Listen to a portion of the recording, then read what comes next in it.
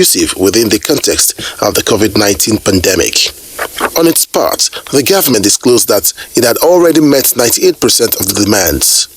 As the saying goes, when two elephants fight, the grass suffers.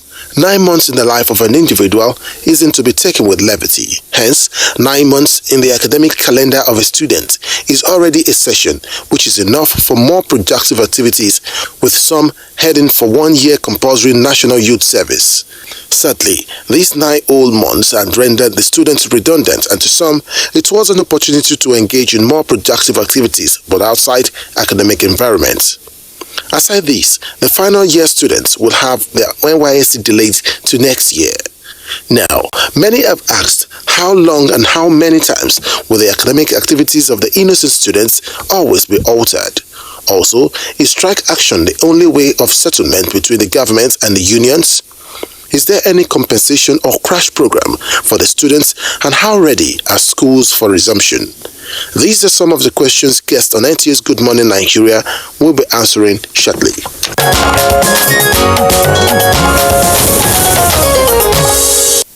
And joining us via Zoom to discuss the topic is Dr. Chris Ngige, Minister of Labor and Employment. Honorable Minister, you're welcome to Good Morning Nigeria. Yeah, good morning. And we're also expecting to join us via Zoom Professor Biodun Ogunyemi, President, Academic Staff Union of Universities. We're expecting him to join us. And here in the studio, we have Professor Mohammed Mayinuma, former Vice Chancellor, Nasarawa State University. Many thanks for joining us, Professor. Thank you very much. Good morning. And also joining us via Zoom is Professor Peter Okebukola, former Executive Secretary, National Universities Commission, and Chairman of Council, National Open University of Nigeria. You're welcome. Pleasure to be here. And from our Benin Network Center, we have Professor Lilian Salami, Vice Chancellor, University of Benin. You're welcome, Professor. Good morning. Thank you. Okay, now, gentlemen and ladies, let's look at these issues. We're talking about ASUU and then bridging the academic deficit. But before we get going or get started fully into that, let's hear from the Honorable Minister. It's been long months of, strike, discussions, negotiations, counter-negotiations, walkouts, and the rest of them. But thank God, at the end of the day, a deal has been reached and a deal has been struck. Let's lay the background. What's the brunt? What are the issues? And what's the deal reached so far so that we can now know where to start from? Honorable Minister. Yeah, thank you. Thank you. You've listed some of the issues, but it's important and nice that we chronicle the events as they came, because in an aspect, one action gave rise to multiple actions, and the demands of ASUU continue to expand.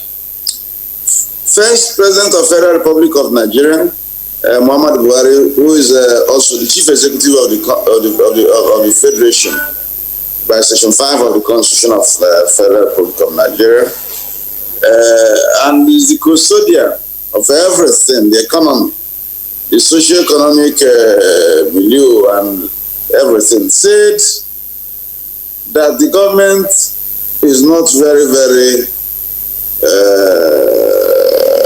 affluent again. The economy has gone into recession, if you remember, first in 2016, and we're just coming out of it, and oil price have dipped because we are a mono economy. The earnings from oil wasn't there anymore. We were selling oil before at $120 a barrel, 2.5 million barrels a day. If you multiply it, you see what the earnings came to. But now, in 2016, we had our first major shock. Oil sold for $30 a barrel. Militancy in the Niger Delta brought down quantum of production from 2.2 million barrels a day to at one time 700,000, not even up to 1 million. So you have them to look inwards to plug the leakages, make sure that you cut your coat according to your cloth and the rest of it.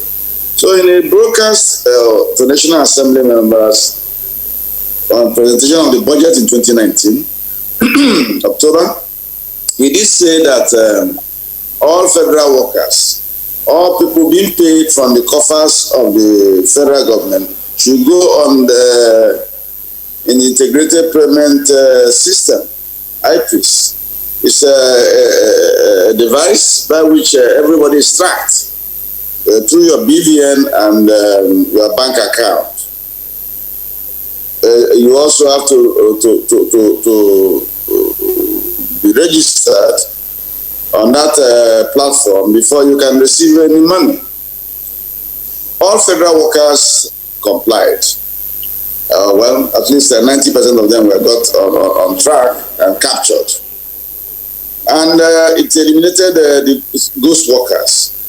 From there, people who were not paying taxes, commensurate taxes were also deciphered, because the IP's platform made sure your taxes are deducted at source. Again, people who took allowances that are not good for them were also seen, and those allowances were harmonized with what they actually are supposed to get. This was the situation when in February, January, ASUU made a case. They made a case that 2019 that they didn't want to go on IPs. Of course, the federal government said no, and they had problem with the Ministry of Finance and the Accountant General's office. That's our Treasurer, Finance Ministry, and the cashier, which is Accountant General, the payment opening. Thereafter, a strike was declared because by February, the system shut out everybody that was not on the platform in terms of receiving payments. Mark you that all over the world, no employee dictates the employer how he's going to be paid. All over, including Nigeria here, even in the private sector, nobody who is under unemployment will say, you must pay me in check, you must pay me by electronic transfer, or you must pay me cash. The important thing is that you receive your money as and when due. So this was the thing that triggered all this strike. And by the time ASUU now made their demand for the strike, they put up a 9-point demand, including a revitalization fund for the universities, which they had signed in 2009-2013. In 2013, they agreed that it's going to be 1.3 trillion payable in 6 years. Every year was 220 billion. They also included the payment of the areas of payment of people in the Federal University of Technology, Akure. They included also proliferation of state universities. The federal government should come up with a very decisive act to stem the proliferation. They came out with a demand on Upenco, which was their pension fund administrator organ, that the federal government should revitalize it and extend the life of that company. That company, by the way, was facilitated for the university unions as a pension fund administrator by the federal government through PENCOM. So the demands were many, of course, including that they be exempted from IPs. So when they came, to the employers, the direct employers, Ministry of Education, they didn't make any headway.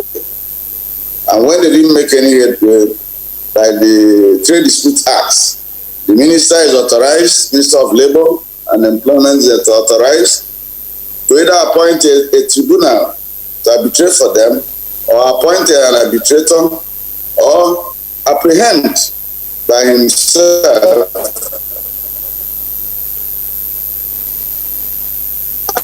and so we did the latter because that was well, it seems we're having some hitches with the connection there with the Honorable Minister, Labor and Employment.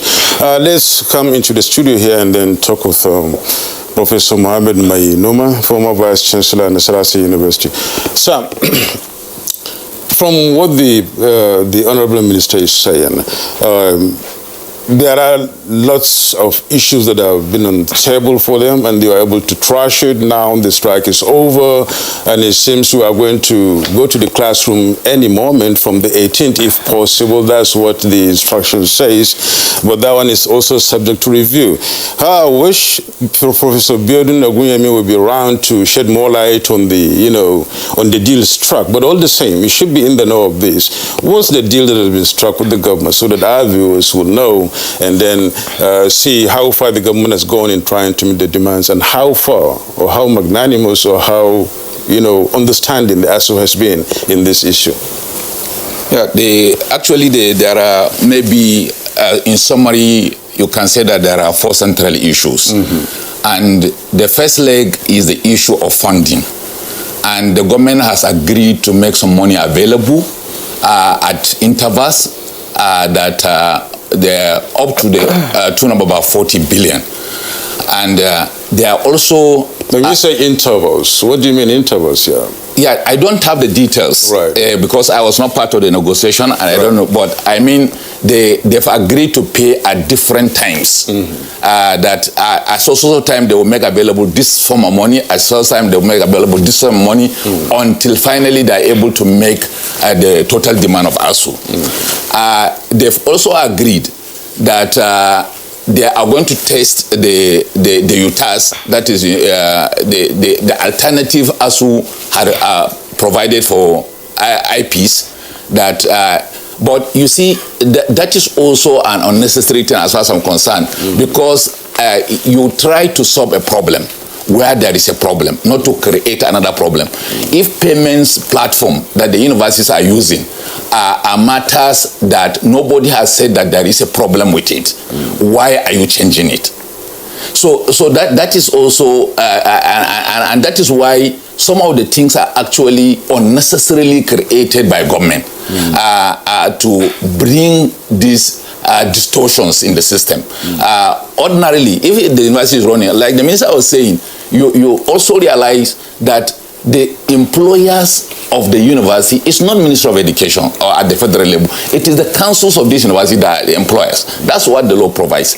So it is not Ministry of Education, and they should, why ASUU is dealing with the government at the federal level is to make it have some level of central standardization, so that at the end of it, you have some level of regulation that the NUC can ensure that there is standards within these universities.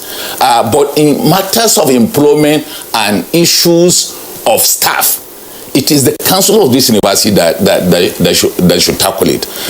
So also, government had agreed that all the backlog of the salaries they have not paid, that they are going to pay before the end of January. And again, that was again a matter that was unnecessary, to say that you are holding somebody's salary for months.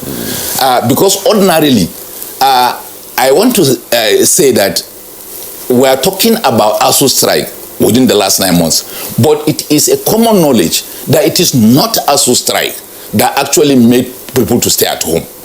The ASUU strike coincided with the issue of COVID-19 pandemic, and most of these institutions, in fact, including government workers, particularly those level 12 and below, were not asked to go to work for all these 9 months.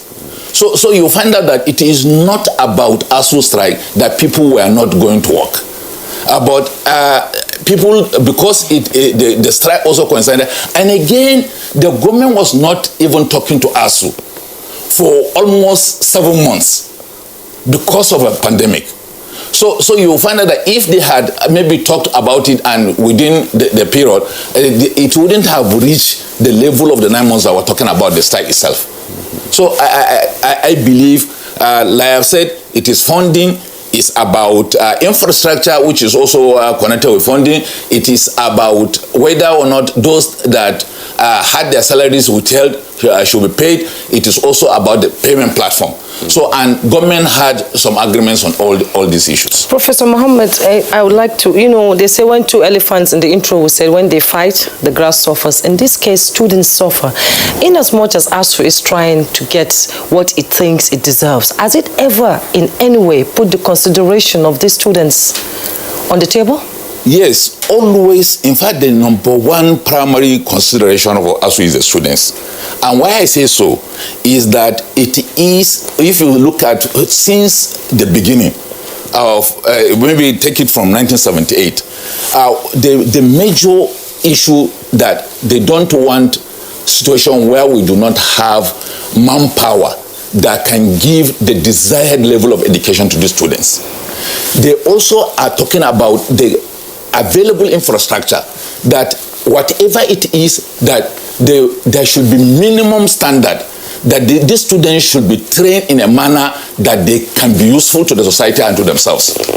They are also always talking about the welfare of the students, where they stay, where they learn, that it is also, the environment is also very important to ASUU. So you find out that from the very beginning, if ASUU were talking about just the welfare of staff, it would have been easier for the government to handle. Because as it is today, you see a professor at the peak earns not up to 450,000. But there are people working in NPC. Like I used to say, I left a job for 590,000 in 1992 to go and start collecting 570 naira in the university. So, and my students that I have graduated first year, the first employment, they were paid 1 million naira. And it is not as if I didn't have the opportunity to also get that kind of employment. So you find out that it is not what ASUU is talking about is not really the individual lecturers, but it is a system. And that is all about what we are able to produce. And that is the issue.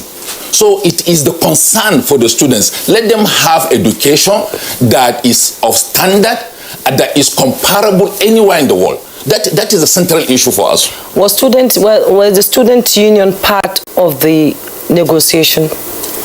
You see, the negotiation table is not made by ASUU. Okay. It is the government that decides. ASUU just bring its team. So if government wants the students to be part of the team, government will invite students to be there and they will be listening to. But you realize that students are not in the level to discuss some of the things that ASUU is talking about, because they don't know what is required to produce that level of capacity that is required for a graduate. They are novice in the matter, if you want to. So it may be unnecessary to invite them to a table to discuss what they know nothing about. Okay, thank you, Professor Mohammed. It seems we are able to reconnect with the Honorable Minister, Labour and Employment, Dr. Chris Ngige. Honorable Minister, you were talking earlier on, but unfortunately we got your break. We want you to summarily, in sum, try to, shed more light on this deal, because that is where the solution is, and that is where the heartwarming message is, and that is why the students are happy about. Shed more light on the deal. Let's know what the deal, encompasses, so that we can see how magnanimous the government is. I'm very happy that Professor Mohammed did some of these his assertions, but unfortunately, Most of those assertions are not correct. They are not. As a matter of fact, it's the Minister of Education that should be doing this program with you, because he's the direct employer of the university staff via the governing council. Yes, the governing council, there's an act. They are now in charge of the university, but do they have the money to pay? They are supposed to generate the money to pay. If they were paying, government will have no business. The federal government and the Treasury, Ministry of Finance, will have no business with this discussion. Yeah, but ASUU is drawing money from the national till. They are not generating their money. The governing council is not generating their money to pay. Because he who pays the piper dictates the tune. And the federal government that is paying is saying that we are bleeding. We are bleeding. We have lost blood, a lot of financial blood. Hemorrhage is coming in. I give you a typical example. The former system by which university staff were paid is what we call GMX. The GMX platform, in that platform, you send the money to the university, and the university will then, through the bursar's office and the vice chancellors and the staff members, they will submit their details, collect their money from the university. And what was proposed was that the leftovers will be recycled to the next round of payment. But no money was coming back there. And it will surprise you to know that in 3 years, the Joint Tax Board, which is aggregation of all the tax boards of states, gave the federal government a bill of 880 billion as underpayment, under deductions in payee tax, because payee tax is supposed to be domiciliary, based on domicility. If you are staff of federal university in Anambra State government will take your payee. If you are in Lagos State government takes their payee.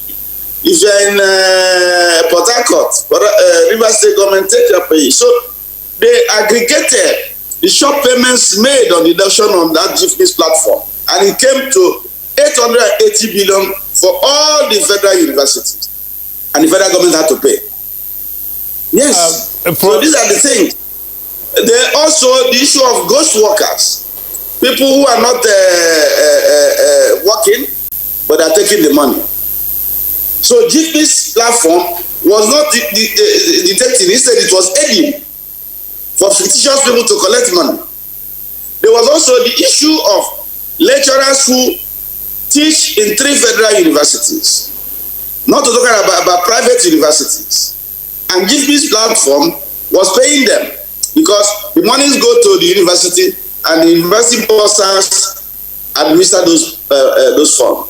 But IPs will not pay you twice.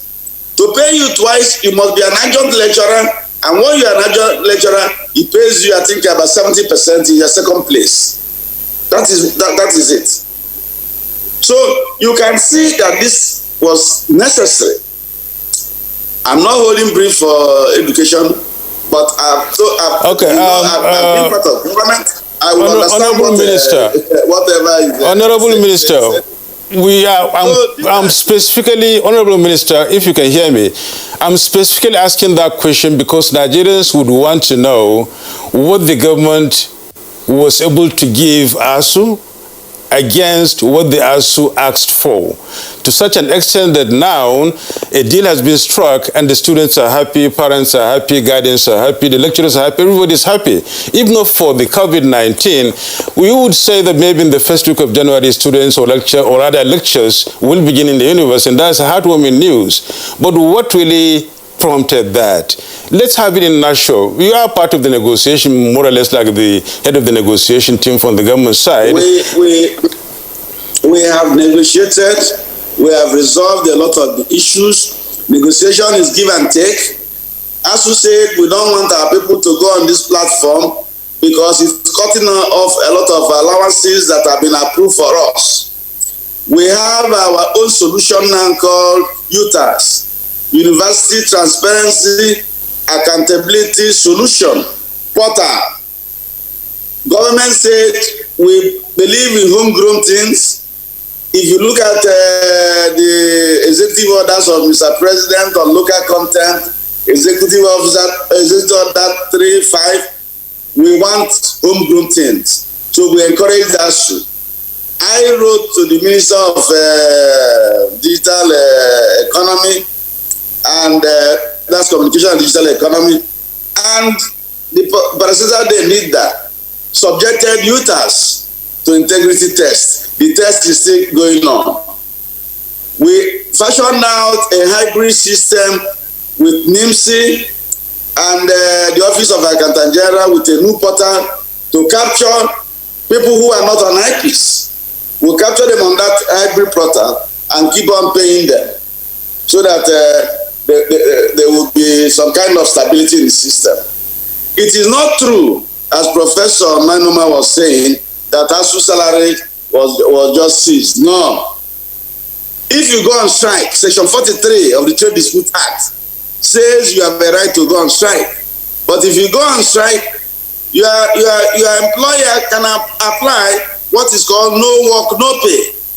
This is done to protect the industry or to protect that enterprise so that the money there can be used to pay ad hoc persons that are brought in maybe to keep this the industry afloat. If you also go on strike, it is the job of your union to pay you some remuneration for the period you're on strike. That is the law all over the world. And that is why when people go on strike overseas, the strike doesn't last more than 2 weeks. Because the union is supposed to be paying them money to keep them afloat for the period they are away from work. It's Section 43 of the Trade Dispute Act. I didn't make the law. It's not Buhari's law. It's not Ngige's law. It's a law of Parliament, National Assembly of Federal Republic of Nigeria. The ILO principles at work also in convention, I think 188 or so, gives workers right to go on strike. But for the period you're also on strike, especially if you're on essential service, your employer can employ persons to keep the industry afloat. If it is hospitals, the employer will keep employ new doctors and nurses so that lives will be saved. So this is the principle at work. So nobody woke up and took ASUU's money. ASUU went on warning strike on 9th and later on declared full strike on the 23rd. The 9th strike, there was no warning. The law says you give 21 days notice. Honorable Minister. Nobody just, but even on that, when COVID came, like the professor was saying, we discovered that people were at home, workers were at home and were receiving salary. I went to Mr. President and got a special dispensation to waive off that area of this an uncompassionate ground where ASUU, because there is a force majeure, so to say. And President agreed, so ASUU was paid their February salary. They worked for February, they were paid for March, April, May, and then June. And we told them now to get back to work and do virtual teaching, which was being done all over the world. They refused. We said, come for virtual negotiation. They also refused. So, Professor, what you are saying is not completely true. Yes, there was COVID, but people were teaching during COVID. They were doing virtual teaching. ASUU members withdrew from virtual teaching. Honorable Minister, I'm sure Professor Mohammed will respond to what you're saying, but you were talking about the UTAS and the integrity test, which is still ongoing by NIDA, and you also said that they do not have, ASUU does not have the money to procure the necessary hardware for the implementation. You also added that there's no provision for the procurement of UTAS software in the budget. Is that one of the gray areas that sort of prolonged the negotiation? We are making progress. ASUU is making progress with NIDA, the technological agency handling the software. They're in the last stage, I think stage 3. I'm not a computer scientist, but the report they gave me, both of them, is that they're stage 3. There is the issue of also of the hardware. The where, according to ASUU, they have reached an agreement with NUC. It will be domiciled in NUC. I don't know how the hardware will be procured. Maybe NUC and the Ministry of Education and ASUU have an arrangement on that. I'm a conciliator. I'm not part of that particular one, but I'm interested in monitoring all these things so that there will be no strike anymore based on UTAS usage and non-UTAS usage. As a matter of fact, whatever they are doing through UTAS must have a handshake with IPs. You must have a handshake. Just because BVN is involved, because biometrics is involved, they now went to the Nigerian Identity Management Commission, the people doing the identity card, who have collected everybody's biometric, who knows everybody in Nigeria, and they have now first done a handshake with them, and then the next handshake is with our IPs, and I think the problem will be solved.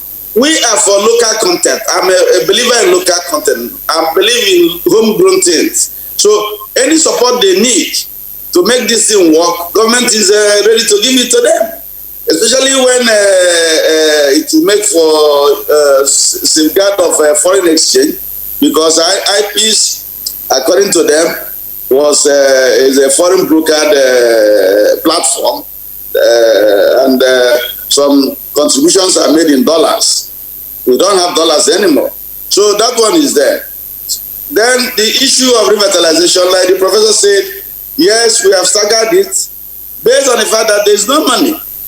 That negotiation was done, like I said before, in 2013, when oil was selling at $130 a barrel, 2.5 million barrels a day. It's not like that today. So we have agreed with ASUU. There is a special committee that has been put in place to look for alternative sources of funds. We've lost the minister once again, but we'll get back to him whenever, because there are some areas we really want him to shed more light on that. But let's get down to Benin and meet Professor Lilian Salami, the Vice Chancellor, University of Benin. Prof, you've had the twos and fronts, the going forth and backwards of this argument so far. But I want you to look at this issue from the point of view of students. This very topic this morning is ASUU bridging the academic deficit. And the students are at the center of this. Against the background of the deal being signed by the government and ASUU and the expected resumption of academic activities in maybe the second week or third week of January, all things being equal, how do you swallow this deal against the background or vis-a-vis the backlog of academic activities that was left on the tables of lecturers and researchers in the past 9 months? Thank you very much. Of course, the news came and we all applauded, but for the universities, it's just opened another phase of problems. And I'll categorize that into 3 major areas. One is the academic calendar that has been bastardized as a result of the lockdown and ASUU strike. Second is the quality and time. Third, we're looking at COVID. What do we do with the non-medical protocol? So let me take the first one. For a lot of course, there is no one-size-fits-all here. Most universities will have to deal with the level at which they actually, either ASUU or COVID truncated the process. For University of Benin, we're lucky and yet not lucky, because we were actually the game village for the 2019 National Games. And so we shut down our university earlier than most. So in earnest, we had conducted proper teaching for just a few weeks. So what that then means is that we need to complete that first session and then also try as much as possible to compress the second session so that we can have a full session for 2021, even though we are stepping into 2021 by God's grace. So we have that issue too. Now, if you compress and then you put pressure on the lecturers who are on ground. Nothing has changed in terms of the quality, so I must say our students are still going to get quality teaching, but because of the time frame, the pressure will be added on lecturers. So we'll have to monitor, we'll have to plead so that these students will have quality teaching, quality exposure, and then the lecturers are committed to teaching.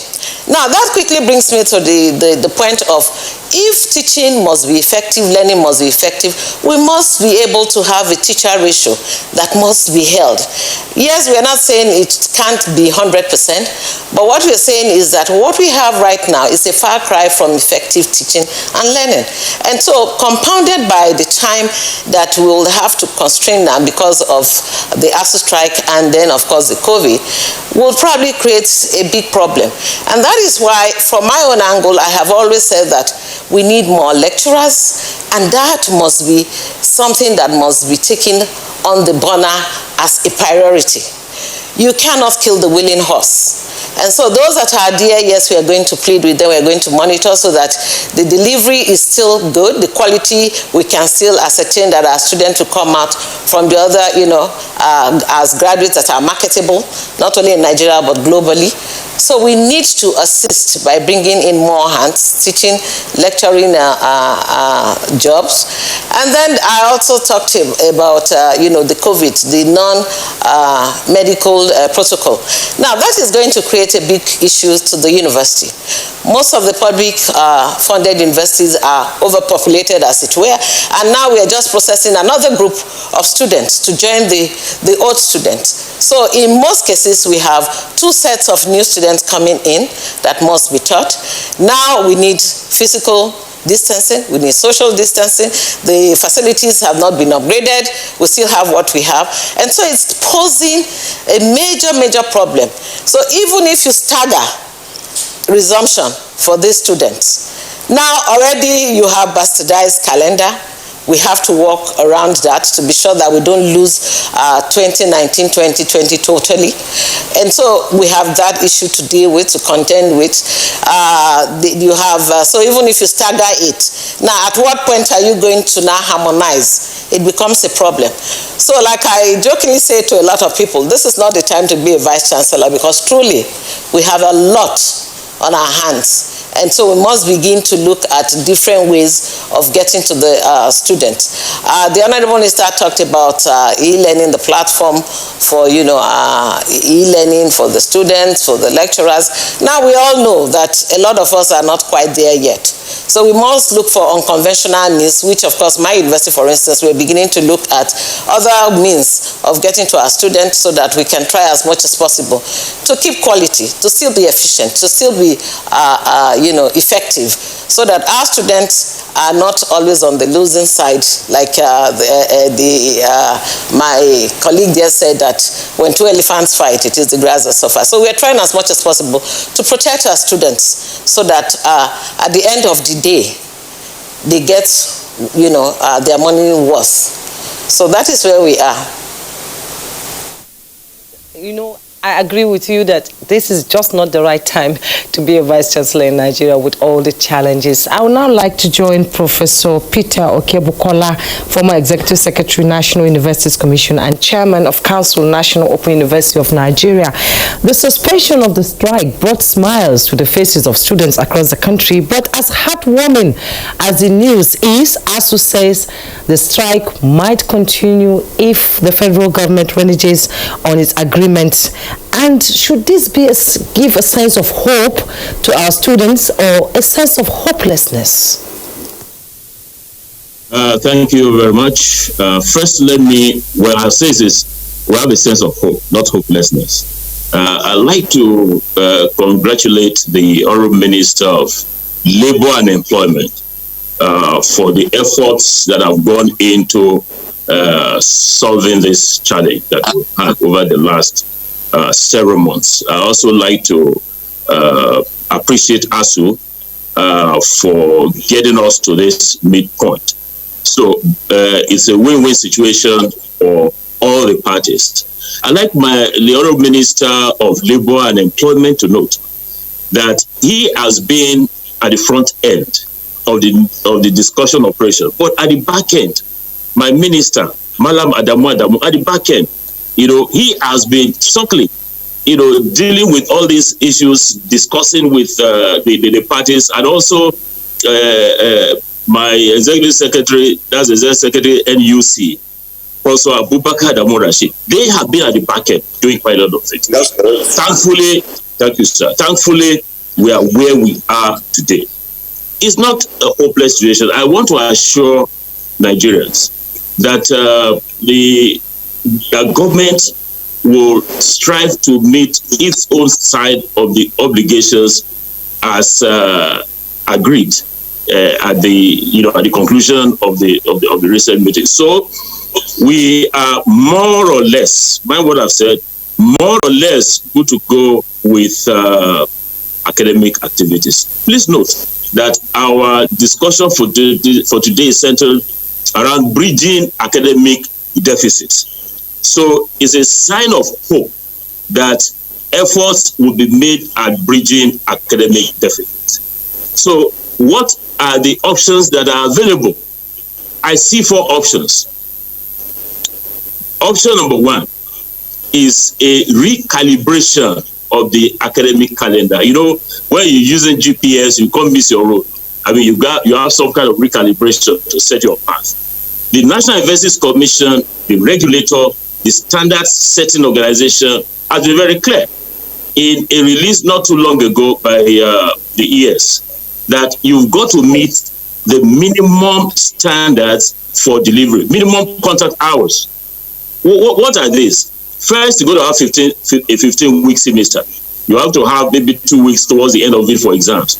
And then the contact hours for lectures, for practicals, for workshop activities and all that tutorials must also be met. So how will we go to bridge that gap? Model number 1 is Senate of 5 universities that are in charge of academic program implementation will have to convene and see how they meet the minimum